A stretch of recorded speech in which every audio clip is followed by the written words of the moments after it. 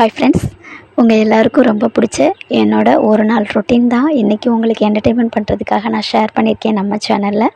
எப்பயும் போல் காலையில் 4 மணிலேருந்து நம்மளோட வேலைகள் ஸ்டார்ட் ஆயிடுச்சு. பார்த்திங்கன்னா இன்றைக்கி காலையிலேருந்து கிட்டத்தட்ட ஈவினிங் வரைக்கும் என்னோடய சின்ன சின்ன வேலைகள் என்னென்ன நான் பண்ணுறேன் அப்படிங்கிறத ஃபுல்லாக உங்களுக்கு நான் அப்லோட் பண்ணியிருக்கேன்.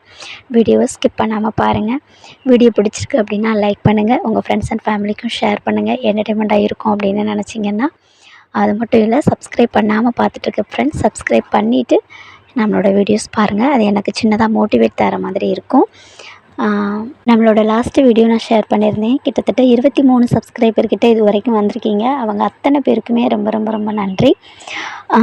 காலையில் பார்த்தீங்க அப்படின்னாலே நான் அடிக்கடி நம்மளோட சேனலில் ஷேர் பண்ணியிருப்பேன். இதே சுச்சுவேஷன், இந்த கிளைமேட்டையும் ரொம்ப அழகாக இருக்கும். உங்களுக்குமே அது ரொம்ப பிடிக்கும் அப்படின்னு நினைக்கிறேன். காலையில் எந்திரிச்ச உடனேயே வீட்டு வாசலில் அழகாக அந்த பூத்திருக்க அந்த பூவை பார்க்குறது எனக்கு ரொம்ப ரொம்ப ரொம்ப ரொம்ப பிடிக்கும். மல்லிகைப்பூவும் பிச்சிப்பூவும் பக்கத்து பக்கத்தில் இருக்கிறனால அது ஒன்றாவே மொத்தமாக அப்படி கொடி மாதிரி பின்னி வச்சுருக்கேன்.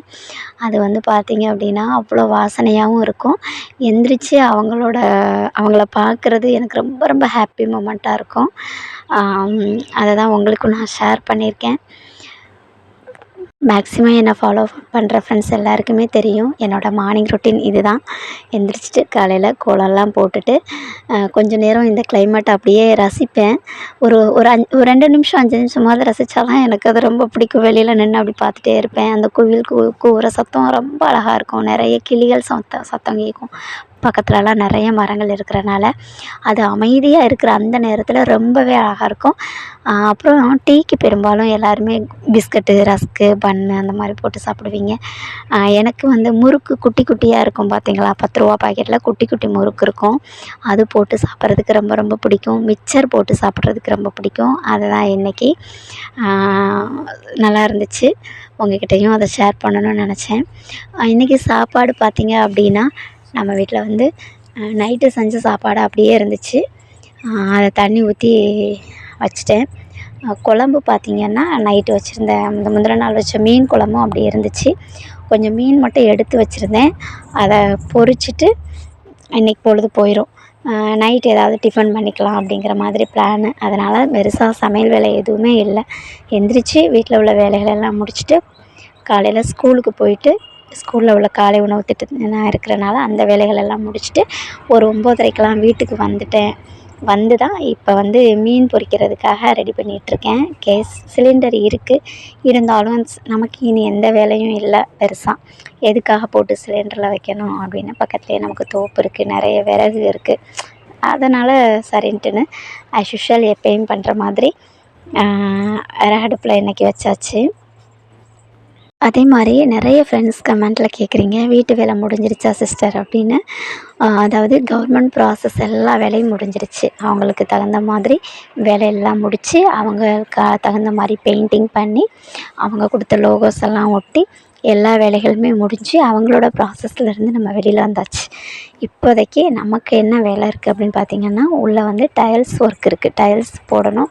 அடுத்து வந்து கதவு போடணும். இந்த 2 வேலை மட்டும்தான் இருக்குது. அடுத்து வந்து வயரிங் ஒர்க் இருக்குது. வயரிங் ஒர்க் வந்து கம்ப்ளீட் பண்ணியாச்சு. ஆனால் வந்து பில்லர் வந்து வீட்டு பக்கத்தில் இருந்துச்சு. அதை எடுத்து காம்பவுண்ட் வாலில் வைக்கிற மாதிரி பிளான் பண்ணியிருக்கிறனால அந்த ஈபி வேலை கொஞ்சம் இது மட்டும்தான் நமக்கு இருக்குது. மேபி முடிஞ்சிருச்சு. இந்த 2 ஒர்க்குக்காக மட்டும்தான் கொஞ்சம் அமௌண்ட்டு ரெடி பண்ணிவிட்டு நம்ம அடுத்ததை பார்க்கலாம் அப்படிங்கிறதுக்காக கொஞ்சம் டிலே பண்ணி வச்சுருக்கோம். மற்றபடி எல்லா ஒர்க்கும் ஓவரால் கடவுளோட ஆசீர்வாதத்தினாலையும் உங்களோட பெரிய பெரிய பெரிய ஆசீர்வாதத்தினாலையும் மேக்ஸிமம் முடிச்சாச்சு. ஆடியில் நம்ம வந்து ஆடி வாஸ்து தாட்சை செஞ்சோம். கிட்டத்தட்ட ஒரு 10 மாதத்தில் எல்லா வேலைகளுமே முடிச்சாச்சு. அமௌண்ட்டு இருந்துச்சு அப்படின்னா இந்த வேலைகளுமே இந்நேரம் முடித்து கிரகப்பிரவேசம் கூட வச்சுருந்துருக்கலாம். இருந்தாலும் நம்ம திரும்பவும் நம்மளோட கடன் சுமையை அதிகரிக்க வேணாம் அப்படிங்கிறதுக்காக சரி இருக்கட்டும், கொஞ்சம் டிலே பண்ணிவிட்டு கொஞ்சம் கடனெல்லாம் ஒரு 2-3 மாதம் கொஞ்சம் குறைச்சிட்டு அதுக்கு பிறகு நம்ம அதை பண்ணிக்கலாம் அப்படிங்கிறதுக்காக. ஏன்னா அது நம்மளோட ஒர்க்கு தான், டைல்ஸும் கதவும். நல்லா பண்ணலாம் அப்படிங்கிறதுக்காக அந்த 2 வேலை மட்டும் பெண்டிங் இருக்குது. அதையும் கடவுளோட ஆசீர்வாதத்தினாலையும் சீக்கிரமாக முடிச்சுட்டு கண்டிப்பாக நான் உங்ககிட்ட ஷேர் பண்ணுவேன். இன்றைக்கி பார்த்தீங்க அப்படின்னா வெளியில் நமக்கு எந்த வேலையும் இல்லை. ஸ்கூலுக்கு போயிட்டு வந்ததோட சரி. தோப்புக்கு போகலாம் அப்படின்னு நினச்சேன். தோப்பில் கொஞ்சம் ஏதாவது க்ளீனிங் ஒர்க் ஏதாவது இருக்கான்னு பார்ப்போம் அப்படின்னு பக்கத்தில் வெயில் அதிகமாக இருந்துச்சு. ஸோ வேண்டாம் அப்படின்னு சொல்லிவிட்டு சமையல் வேலையும் கம்மியாக தான் இருந்துச்சு இன்றைக்கி. அதே மாதிரி நிறைய சிஸ்டர் வந்து அக்கா நீங்கள் வந்து உங்களோட டெய்லி ரொட்டீன் வீடியோஸ் போடுங்க அப்படின்னு சொல்லிட்டு கேட்குறீங்க. எனக்கு ரொட்டீன்னு பெருசாக எதுவுமே இருக்காது. உங்கள் எல்லாருக்கும் தெரிஞ்சது தான். நான் அடிக்கடியுமே ஷேர் பண்ணியிருக்கேன் நிறைய விஷயங்கள். எந்திரிச்ச உடனே வெளியில் உள்ள வேலைகள் எல்லாம் முடிச்சுட்டு சமையல் ஒர்க் ஏதாவது இருக்கும் அதையும் பார்த்துட்டு ஸ்கூலுக்கு கிளம்பிடுவேன். ஸ்கூலுக்கு போய்ட்டு திரும்ப வேலை இருந்துச்சுன்னா வெளியில் போவேன்.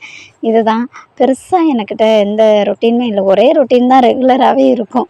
அதனால தான் நான் உங்களுக்கு எப்படி அதையே திருப்பி திருப்பி ஷேர் பண்ணுறது அப்படிங்கிறதுக்காக தான் நம்ம சேனலில் மேக்ஸிமம் ரொட்டீன் வீடியோஸ் வர்றதில்லை.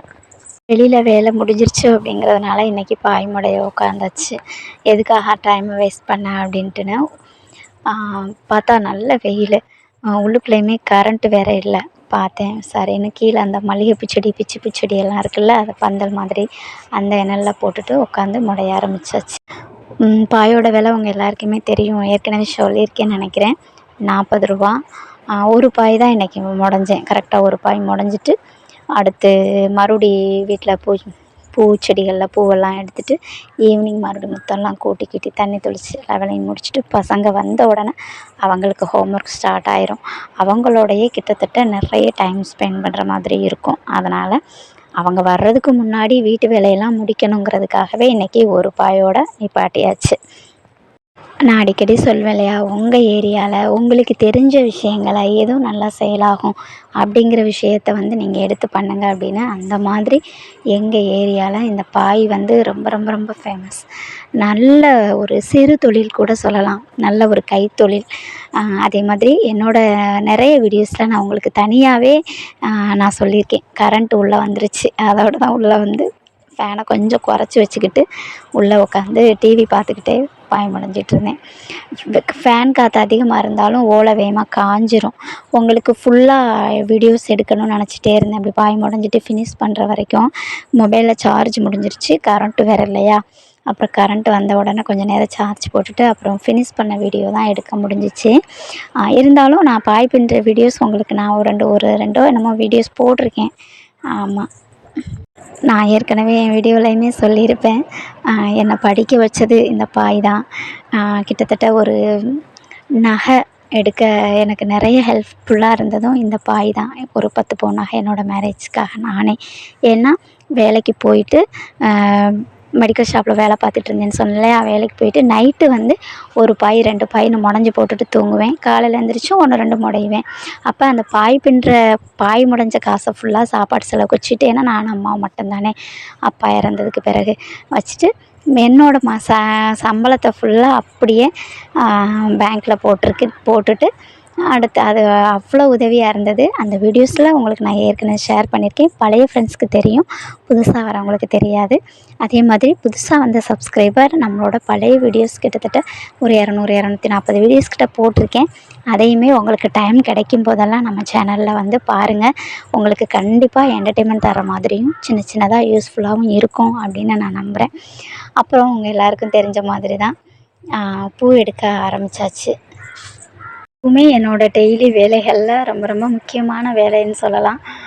கிட்டத்தட்ட சாமிக்கும் சரி, அதே மாதிரி நமக்கும் சரி, இந்த வச்சுருக்கிற என்னோடய பூச்செடி எனக்கு அவ்வளோ ஒரு உதவிகரமாக இருக்கும். எப்பயுமே பூத்துகிட்டே இருக்கும் அந்த பிச்சிப்பூ.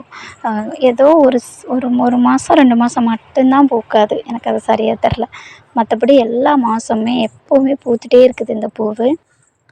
அந்த செடி பார்த்திங்கன்னா கிட்டத்தட்ட 10 வருஷம் 9 வருஷம் ஆகுது நான் வச்சு. மல்லிகைப்பூ செடியும் சரி, பிச்சிப்பூ செடியும் சரி, ஃபஸ்ட்டு வச்சது வீட்டுக்கு இங்கே வந்தப்பில் வச்சது. இன்னுமே அவ்வளோ ஃப்ரெஷ்ஷாக சூப்பராக பூத்துட்ருக்கு. அவ்வளோ தூரம் மெயின்டைன் பண்ணிகிட்டே இருக்கேன். பசங்க வந்து கொஞ்ச நேரம் நான் அந்த பூ கட்டுற டைமிங்கில் ஸ்நாக்ஸ் ஏதாவது சாப்பிட்டுட்டு ட்ரெஸ் சேஞ்ச் பண்ணிவிட்டு கரெக்டாக 5 மணிக்கு படிக்க உட்காந்துருவாங்க. அப்புறம் பார்த்திங்கன்னா 2 பேருக்குமே இப்போ சொல்லிக் கொடுக்குற மாதிரி இருக்கு இல்லையா, அதனால் அவங்கள 2 பேரையும் கொஞ்சம் தனித்தனியாக உட்கார வச்சு அவங்களோட ஹோம்ஒர்க் எல்லாம் முடிச்சுட்டு சாப்பிட்டுட்டு தூங்குறதுக்கு அவங்க தூங்குறதுக்கு 9 மணிக்கிட்ட ஆயிரும். ஒரு 8:30 வரைக்கும் படிப்பாங்க. அப்புறம் அவங்களுக்கு சாப்பாடெல்லாம் கொடுத்துட்டு தூங்க வச்சுருவேன். அதே மாதிரி படிங்க அப்படின்னு சொல்லிட்டு நம்ம பாட்டில் ஏதாவது எங்கேயாவது வேலை பார்க்குறது அப்படின்னு இருக்க மாட்டேன். என்னோடய வேலைகள் எல்லாம் அவங்களுக்கு முன்னாடி முடிச்சிடுவேன். அவங்களோடையே கிட்டத்தட்ட ஒரு 3 மணி நேரம் இருந்து ஸ்பெண்ட் பண்ணி பக்கத்துலேயே உட்காந்து அடுத்தடுத்து படிக்க வச்சா தான் அவங்களுக்கும் எனக்குமே திருப்தியாக இருக்கும். ஓகே ஃப்ரெண்ட்ஸு, இதுதான் என்னோடய ஒரு நாள் ரொட்டீன் லைஃப் அப்படிங்கிறத உங்ககிட்ட ஷேர் பண்ணதில் எனக்கு ரொம்ப ஹாப்பியாக இருக்குது. வீடியோவை இது வரைக்கும் பொறுமையாக பார்த்து கேட்ட அத்தனை ஃப்ரெண்ட்ஸ்க்குமே ரொம்பவே நன்றி. அடுத்த ஒரு வீடியோவில் அடுத்த ஒரு பதிவில் உங்களை நான் மீட் பண்ணுறேன். தேங்க்யூ ஃபார் வாட்சிங் ஃப்ரெண்ட்ஸ். தேங்க்யூ.